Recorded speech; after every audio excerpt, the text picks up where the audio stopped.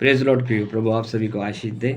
मत्ती का 6वां अध्याय और इसका 14वां वचन इस प्रकार कहता है, इसलिए यदि तुम मनुष्य के अपराध क्षमा करोगे।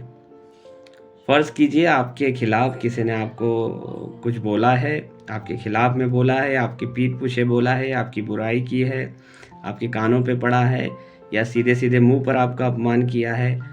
तो मनुष्य स्वभाव में होने की वजह से एक ऑफेंस हमारे मन में उनके प्रति क्रिएट होता है, एक बैर हमारे मन में उनके प्रति क्रिएट होता है कि इस व्यक्ति ने ऐसा क्यों किया या इस व्यक्ति ने ऐसा मेरे खिलाफ किया, मेरा अपमान किया, और हमें उन लोगों को क्षमा करना बड़ा मुश्किल हो जाता है।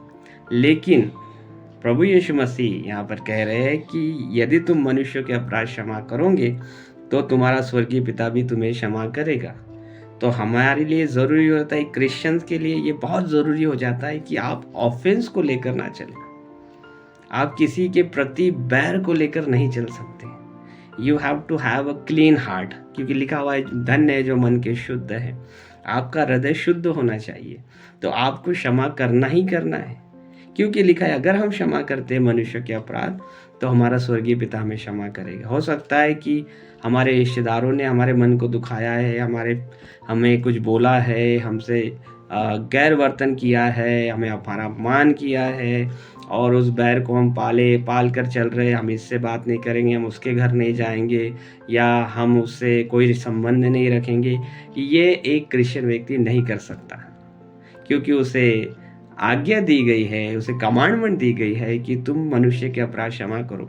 जब चेलों ने पूछा यीशु मसीह से हमें प्रार्थना करना सिखा, तो यीशु मसीह जब प्रार्थना सिखा रहे थे तो उसमें एक स्टेटमेंट है जो हम सब कहते हैं, सारे क्रिश्चियन इसको जानते हैं कि जैसे हम अपने अपराधियों को क्षमा करते हैं, हमारे भी अपराधों को तू क्षमा कर।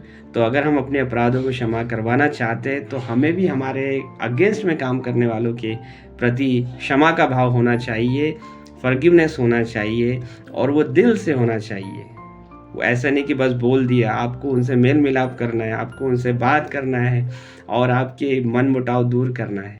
एक बहुत ही प्रेम भरा वातावरण में आपको रहना है, लोगों को क्षमा करना है, because you are representing Christ on this earth. आगे कहता है, और यदि तुम मनुष्य के अपराध क्षमा ना करोगे तो तुम्हारा पिता भी तुम्हारे अपराध क्षमा ना करेगा। तो यहाँ तक हमको नहीं जाना है, हमको हमारे अपराध क्षमा करवा के लेना है, क्योंकि मसीह हमारे अपराधों को क्षमा करता है। तो वचन कहता है यदि तुम मनुष्य के अपराध क्षमा ना करोगे तो तुम्हारा पिता भी तुम्हारे अपराध क्षमा ना करेगा। लेकिन हमें मनुष्य के अपराध क्षमा करना है ताकि हमारे अपराध क्षमा किए जाए। God bless you.